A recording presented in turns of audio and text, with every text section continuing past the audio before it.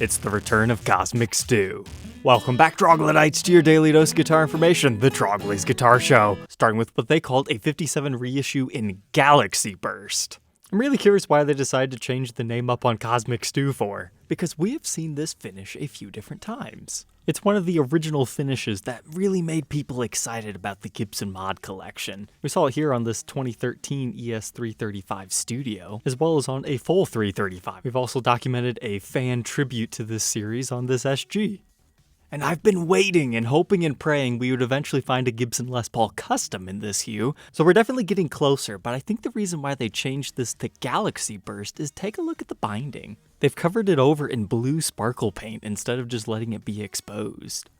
Maybe that looks really cool in person, but it comes across as meh in photos. But that's the whole thing about the Cosmic Stew in general. It's in person when you have to appreciate these things. But besides our new finish, we've got gold hardware. You don't normally find that on a 57 reissue. They did a complete matching headstock, lacking the Gibson Les Paul model silkscreen, and giving you a USA-style truss rod cover. But the historic mother of pearl matched with all that looks pretty nice. The backside marks this as DS Serial 248 with the new Gibson Mod Collection decal. And you can see a whole bunch of new colors back here, including on the backside of the neck. And the body and back plates, I think they sold that one way too cheap. Our next one is also 57, however this is the Les Paul Custom style of a 57 in Sunny Cherry Burst. What a weird guitar. So being the custom format, you've got the mahogany body that includes the top being shaped into it, so that's why your wood grain looks so different. But then it's got the P90 in the neck, a humbucker in the bridge, all creamed out, which, you know, kind of works with their interesting cherry sunburst coloring. Then you get your golden black reflectors with your regular ebony fretboard. The headstock is extra blinding for some reason. They didn't tint the clear coat. You don't see that every day, but they do have the truss rod cover tinted. And cool, they went all 70s on this thing, giving the back the burst as well as the neck. Seems like the headstock as well. Now granted, the burst shape isn't your usual pattern, it's a little bit more short, but that might have been intentional as a throwback. But interesting, DS154, again with the Mod Collection decal.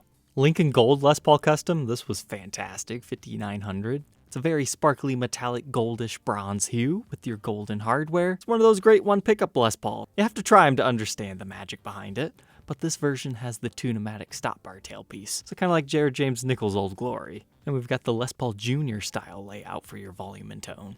But that's not all. Ooh, wow, yeah, that's not all at all. I was just talking about the inlays. You get the Super 400s instead of your regular custom blocks, but check out that headstock. It's matching. They threw the Grover Imperials on there. But just a satin black? That's an interesting choice. What on earth? DS131. They must be redoing these. Because prior to today, I think the earliest one we saw was like the 170-ish range, but it seemed to have first started around 200. Here's the interestingly named Cajun Persuasion. It's a 58 reissue, so like a normal burst, but this time it's green with a little bit of a reddish-brown border. It's a pretty nice top for a 58, and we've got the nickel hardware with our black reflector knobs. Didn't do anything too crazy with the face of our headstock, except for a new, probably an open back style tuner, would be my guess. Yep, that's usually what those tuner tips look like. But is that an extended stinger onto a brown neck? Well, just the color, and then maybe you guys can see, but definitely a dark back. But now we have a true 59 that's all plain, called Spanish Moss Shadow.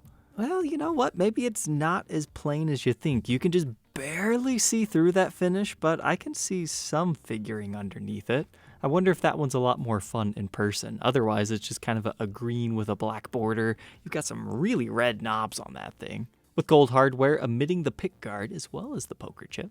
Headstock, they got that new black truss rod cover, leaving off any Les Paul model branding. Gave you the old double-ringed Clusons. This one being number 212, but looks like we got some sort of a natural burnt burst on this. Or perhaps it's more of a fade once you see the whole thing. They just shaded off the headstock area. Next up, we're just going in order. 1960 reissue in Lavender Sparkleburst. Let's see what 5600 gets you. Dual Dirty Fingers loaded pickups. Black speed knobs, they left our poker chip alone, but still left off our pick guard. It's kind of a nice bluish magenta into a natural burst hue. But okay, if you look closely, you can see there's at least some sparkles along the edges, if not the entire thing. And it might even have some color shifting abilities by looking right here.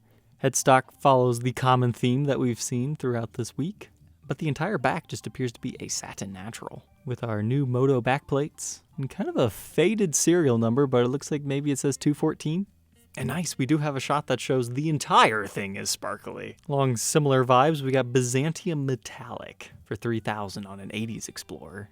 Can't think of a more 80s color than that. Purple sparkle works for me. Still uncovered pickups, no pick guard due to the model. But what I like about this is you can still see all the wood grain, but judging by the photo right here, it's still a gloss finish, so it's kind of like a translucent varnish. And oh my, it looks like our Gibson logo is there. It was just painted over purple and came out very dark. Maybe it's sparkly. But whoa, that's a shock. They left the back of the neck natural, and that mahogany has such a rich color to it for most of the neck, and then they joined on this new piece that's a little bit lighter. But the back of the body's still purple.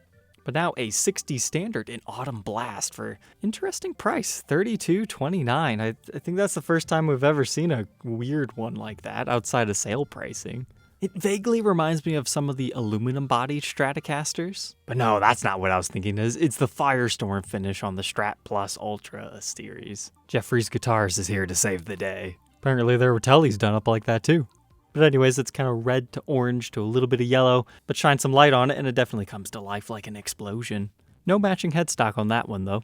And it looks like the back is just a really dark red, but I don't see any more of the explosions. They played around with an ES330 with Emerald Burst for $4,000. Follows your typical perimeter burst shape here, being green and a little bit darker. Left your pickups alone, but did swap us over into golden hardware, which becomes very obvious on the headstock. But then on the back, that's some interesting wood grain within the neck, but you got that natural there, and then the continuation of your black and green. But that one has a serial number dating it to the 288th day of 2024. But now we've got evergreen mahogany. But at $2,400, we best find out if this is custom shop or Gibson USA. So new finish, no pick guard, regular stuff for the most part. Kind of a silverish, grayish green new hue. But okay, they gave it a new headstock logo, so that's fun. Matching the coloring of the body, but this is definitely Gibson USA production, non-custom shop. But whoa, I like that. Painted the body, same hue, but left the neck natural. And gave it a stinger just for fun. Those are some crazy outlines around the Mod Collection decal. But then there was an Access Custom in Vermillion Dollar Red. For $5,700, you get the chrome hardware with a dark metallic red finish. That looks pretty striking on this particular model. But the headstock appears to be relatively unchanged outside of the chrome. And it seems they left the back as a gloss black, which I think complements the top pretty nicely. And this one's number 254. But this is easily my least favorite one this week. 50 Standard Dark Chocolate Parfait. Does that not look like some sort of cheap studio tribute type guitar? What this is it's the new Cherry Mahogany Top 50 Standard. So you have black binding around the top as well as on your fretboard, but the uncovered pickups, no pick guard, no poker chip, man, that just looks so cheap. Gives me flashbacks to the LPJ from 2013-ish. Don't get me wrong, these are great guitars at a price point, but you can definitely get something that looks similar to this for a lot less. But let's not count it out yet. They replaced the nut with the black one to match our binding.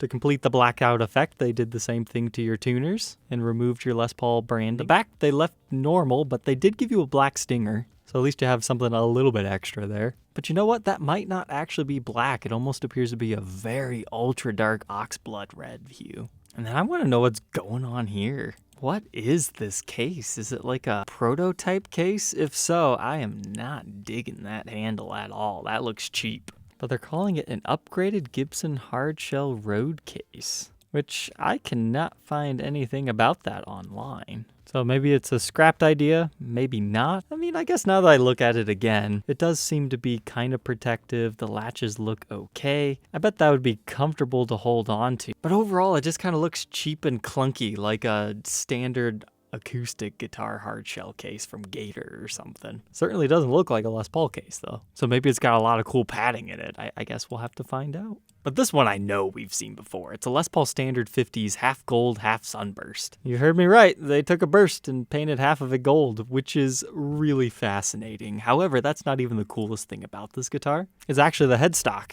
Relatively left alone, but it's the back I'm talking about. They did a half golden stinger, half black stinger, and then you get the cherry red over here and then dark back gold top over here. And then you get the continuation of all your different colors here. It's a lot of fun if you like colors and goofy guitars. I mean, even your back plates, you got a cream one and a black one. Now, it's possible they just made another one, but there was a custom order at one point in time that we talked about 6 years ago in this Would You Rock or Not segment. But lastly, for the USA mod collection is Grateful Red. It's a 335. It looks like it started blue, and then they sanded it down and then sprayed it over red. Certainly not my favorite hue, but maybe somebody likes these together. The back has the typical stuff going on. Lots of maple wood grain being stained, and then your natural mahogany neck. But wow, that one's all the way from 2021. Still stamped mod. But now as far as the EU mod collection, unfortunately they did not update this week. But the USA demo shop, they had a bunch of the regular standard models.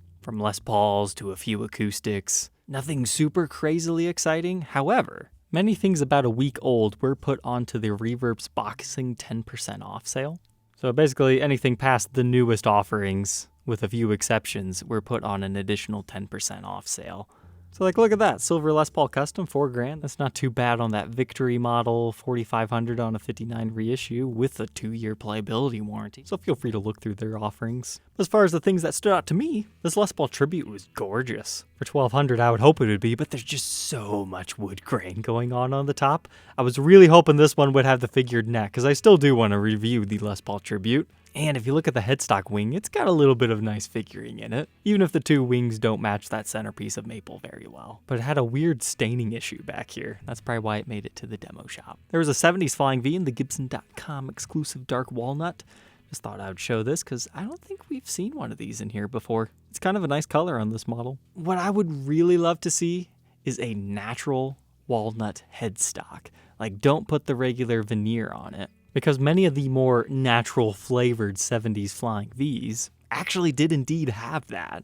Next up, there was a Victoria Gold Top for $22, but I wanted to share this one because a lot of guitars from the update this week were starting to get finished checkings around the neck joint. Now that doesn't look nefarious by any means, but it also had the finish checking by the binding like we've been seeing the past month or so. This Les Paul Custom VOS had uncovered pickups, but I wanted to share it because it was a little bit older. All the way from 2021, early 2021 even, so that's nearly 4 years old at this point. There was a Les Paul Modern in the faded Pelham Blue top, part of the original Modern Collections offerings, but this time I wanted to share it because, again, very nice rich reddish mahogany body and then kind of a more natural neck. That's not the finish that's the difference, it's the wood underneath. This is a really good deal. It's one of the few new offerings that were put on the 10% off sale.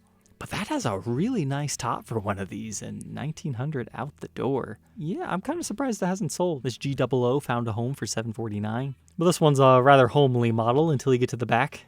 Kind of reminded me of like a trippy owl or something. You've got some interesting grain on that one, as you normally do for these walnut backs. And then lastly, another one that sold quickly, likely also at 10% off, is a beautiful unburst with a lot of straight flamed figuring if that's what you're into. And the back was red. Alright, Troglodytes, I hope you enjoyed this week's recap, and we'll catch you tomorrow on the next one. Take care.